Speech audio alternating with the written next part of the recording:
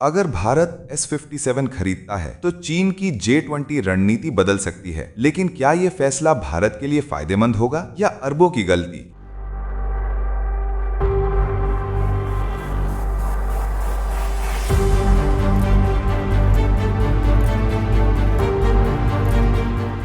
अगर आने वाले वर्षों में भारत और चीन के बीच तनाव और बढ़ता है, तो क्या भारतीय वायुसेना के पास चीन के J-20 का सही जवाब मौजूद है?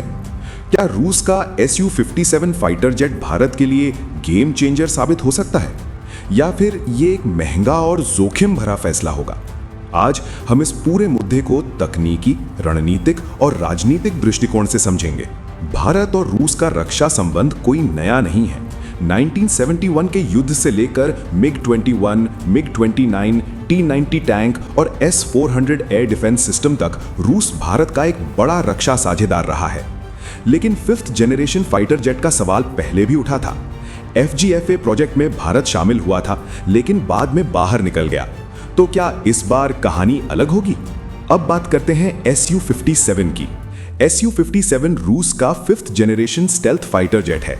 इसमें मौजूद है stealth design, super cruise capability, advanced AESA radar, internal weapons bay और लॉन्ग रेंज मिसाइल इंटीग्रेशन। रूस का दावा है कि यह अमेरिका के F-22 और F-35 का सीधा मुकाबला कर सकता है। लेकिन सवाल है, क्या इसकी स्टेल्थ वास्तव में उतनी मजबूत है? क्या इसका इंजन पूरी तरह मिच्चार है? और क्या यह लंबे समय तक कॉम्बैट रेडी रहेगा? अब सबसे महत्वपूर्ण हिस्सा, चीन पहले ही अपने J-20 स्टेल्थ फाइटर को ऑपरेशनल बना चुका है। रिपोर्ट्स के अनुसार J-20 की तैनाती तिब्बत क्षेत्र के पास भी देखी गई है। अगर भविष्य में भारत और चीन के बीच संघर्ष होता है तो एयर सुपीरियरिटी निर्णायक साबित हो सकती है। भारत के पास राफेल है, सुखोई 30 MKI है, तेजस है, लेकिन क्या ये J-20 के सामने पर्याप्त होंगे? यही Su-57 चर्चा में आता है। लेकिन हर रक्षा सौदे में जोखिम भी होता है। Su-57 को लेकर इंजन रिलायबिलिटी पर सवाल उठे हैं। प्रोडक्शन नंबर्स अभी सीमित हैं, वेस्टर्न सैंक्शंस डिलीवरी पर असर डाल सकते हैं, और कॉस्ट फैक्टर भी एक बड़ा मुद्दा है। भारत पहले FGFA अनुभव से सीख चुका है। इस बार फैसला जल्दबाजी में नहीं होगा। अब सवाल यह है, क्या Su-57 भारत के लिए एक स्ट्रेटेजिक एडवांटेज होगा या फिर ये एक हाई रिस्क गैम्बल है? अगर भारत इसे शामिल करता है तो एशिया में एयर पावर बैलेंस बदल सकता है। अगर नहीं करता तो AMCA प्रोजेक्ट पर पूरी निर्भरता बढ़ जाएगी।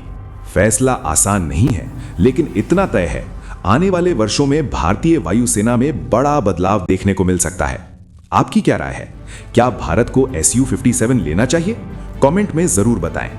देश की सुरक्षा से जुड़ी हर बड़ी विश्लेषण के लिए चैनल को सब्सक्राइब करें, क्योंकि जानकारी ही असली ताकत है।